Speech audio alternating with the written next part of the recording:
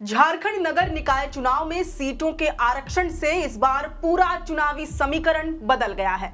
शहरी चुनाव के लिए सीटें आरक्षित क्या हो गई, निवर्तमान पार्षदों की नींदें हराम हो रखी हैं। सोशियो पॉलिटिक्स का ये ऐसा परिदृश्य है जिसमें वह दबदबा, वह नेटवर्क और वह रसूख जो सालों की मेहनत से बनाया गया था, अब एक झटके में खतरे में नजर आ रहा है।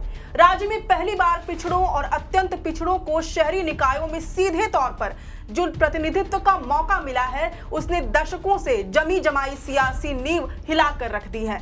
इसे सामाजिक न्याय के नजरिए से एक बड़ा और ऐतिहासिक कदम माना जा रहा है। ओबीसी आरक्षण लागू होने से वे चेहरे चमक उठे हैं जो अब तक सिर्फ वोट बैंक बनकर रह गए थे। वहीं इस बार आरक्षित सीटों का रोटेशन भी हुआ है, यानी एक तरफ आरक्षित सीटों में इजाफा हुआ है, दूसरी तरफ आरक्षित सीटों में अदला बदली हो गई है।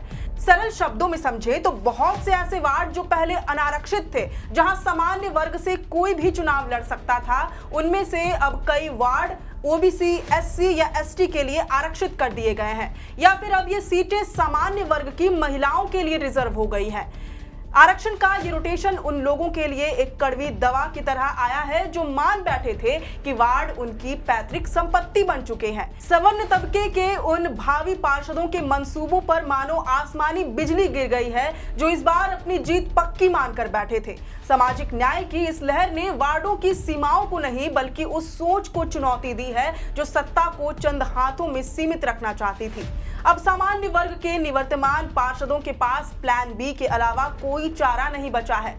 स्थिति ऐसी हो गई है कि साहेब अब खुद चुनाव लड़ने के बजाय अपनी अर्धांगिनी को चुनावी रण में उतारने की तैयारी कर रहे हैं, ताकि घर की सत्ता घर में ही बनी रहे। ठीक उसी तरह जैसे पंचायत वेब सीरीज में नाम मात्र के लिए फुलेरा पंचायत की मुखिया तो मंजू देवी ही थी, लेकिन असल में सत्ता की चाबी मुखिया पति बृजभूषण के हाथों में होती है। कुछ ऐसा ही नजारा राजधानी रांची के वार्ड संख्या 10 में देखने को मिल सकता है, जहां पर मुकाबला एक रोमांचक मोड़ लेगा। पूर्व में यह वार्ड अनारक्षित था, लेकिन इस बार महिला के लिए इसे रिजर्व कर दिया गया है। नतीजतन यहां के निवर्तमान पार्षद अर्जुन यादव की पत्नी संगीता देवी, पूर्व पार्षद श्रवण महतो की पत्नी सरस्वती महतो और वार्ड नंबर 11 के पूर्व पार्षद अभय सिंह की पत्नी रंजू सिंह के बीच मुकाबला होने जा रहा है। यानी नाम भले ही महिलाओं के हो, लेकिन पर्दे के पीछे की जंग वही पुरानी और रसूख वाली है। यह दृश्य बड़ा ही दिलचस्प है, क्योंकि कल तक जो पार्षद अपनी मूंछों पर ताव देकर चलते थे, आज वे अपनी पत्नी के लिए वोट मांगते दिखाई देंगे। हालांकि जो वार्ड सामान्य की जगह ओबीसी, एससी, एसटी के लिए आरक्षित हो गए हैं, वहां सामान्य तबके वाले निवर्तमान पार्षदों को अपना बोरिया बिस्तर बांधकर दूसरे वार्डों का रुख करना पड़ रहा है। सामान्य श्रेणी वाले भावी पार्षद किसी दूसरे ऐसे वार्ड की तलाश में दर दर भटक रहे हैं, जहां उनकी जाति या वर्ग का समीकरण बैठ सके।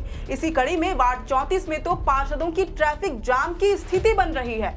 निवर्तमान पार्षद विनोद सिंह के किले में सेंध लगाने के लिए इस बार पड़ोसी वार्डों के पार्षद अरुण कुमार झा और ओम प्रकाश जैसे दिग्गज वार्ड 34 से ही चुनाव लड़ेंगे। ऐसा इसलिए क्योंकि उनके अपने वार्ड यानी कि वार्ड संख्या 26 और 27 पिछड़े वर्ग के लिए आरक्षित हो गए हैं और उनके पास कोई दूसरा विकल्प बचा ही नहीं है। सबसे बुरा हाल तो रांची के डिप्टी मेयर संजीव विजयवर्गीय का हुआ है, जिन्हें आरक्षण की मार ने ऐसा घेरा कि उन्होंने मैदान छोड़ने में ही अपनी भलाई समझी। उनके अपने वार्ड से लेकर आसपास के सारे वार्ड महिलाओं के लिए आरक्षित हो गए। बहरहाल ये तो महज कुछ ही उदाहरण थे। असली खेला तो पूरे झारखंड के 48 नगर निकायों के विभिन्न वार्डों में देखने को मिलेगा। शहर की सत्ता जो पहले चंद जातियों, वर्गों और मोहल्लों तक सीमित थी, अब वो समाज के वंचित तबकों के हाथों में भी हस्तांतरित हो सकेंगी। उम्मीद है कि नगर निकाय चुनाव के जरिए मुख्यधारा की राजनीति में महिलाओं, पिछड़ों, दलितों और आदिवासियों को उचित स्थान और रिप्रेजेंटेशन मिल सकेगा। वैसे इस पूरी रिपोर्ट पर आपके क्या विचार हैं, ये हमसे कमेंट बॉक्स में जरूर साझा करें।